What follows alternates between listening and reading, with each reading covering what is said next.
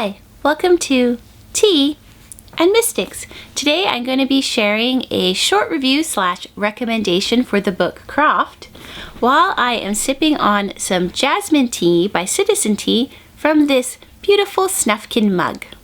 So for the first half of this year so far, I have found myself continually turning to books, texts that have to do with the nature of art.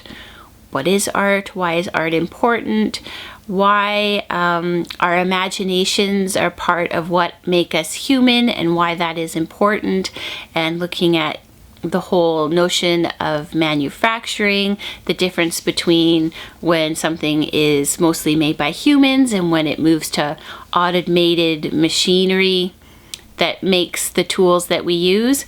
And part of this, of course, has to do with this rise of AI. And for myself, I think what really pushed me to reading more about it is the rise of AI in the use of what we sort of think of as the creative arts, creative industries, the use of it in art, and writing, songwriting, all that sort of stuff. And I've been really thinking about what we lose as a human when we start to embrace this sort of technology. So I picked up this book, which I actually got as a Christmas present a few years back, and it had been sitting on my TBR, and I thought, this probably has a lot of interesting insight. And it's called Craeft, and it's by Alexander Langlands. And this book looks at some of the traditional tools that were used in early societies and how they were crafted and then used within their landscapes and in their communities. And the book is really looking at how the tools we used and created in early societies helped communities understand their landscape, their sense of place, and their own bodies, and what we lost when we moved further and further away from creating and crafting our own tools. The book itself is broken into chapters that look at specific tools that were made. For instance, it begins by looking at the scythe and how the scythe is used. As you can see, the cover has a traditional bee skep on it, and it looks at that for beekeeping. It also goes forward at looking into basket weaving and the creation and use of baskets.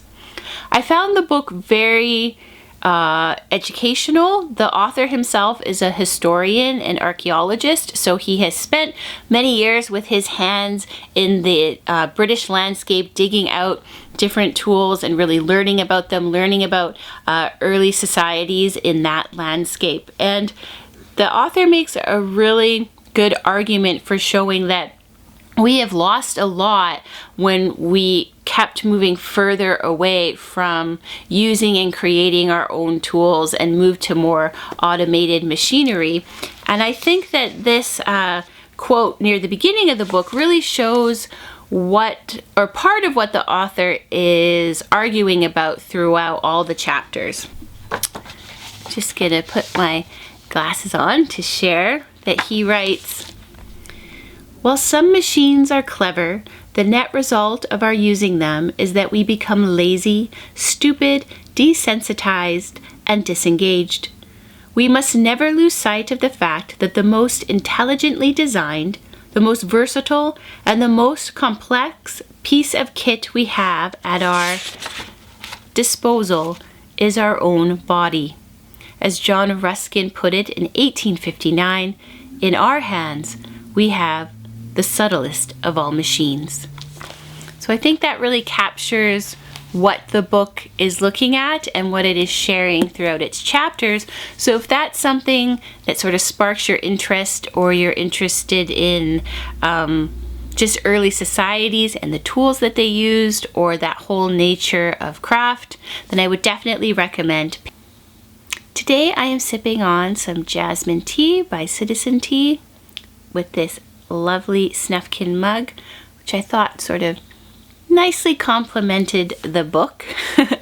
And I love this Jasmine Tea from Citizen Tea. I find Jasmine Tea one I like to try to have a small cup of at least 5 times a week. Usually I have it, and I would definitely recommend this if you enjoy Jasmine Tea. Thanks so much for tuning in to Tea and Mystics. Cheers!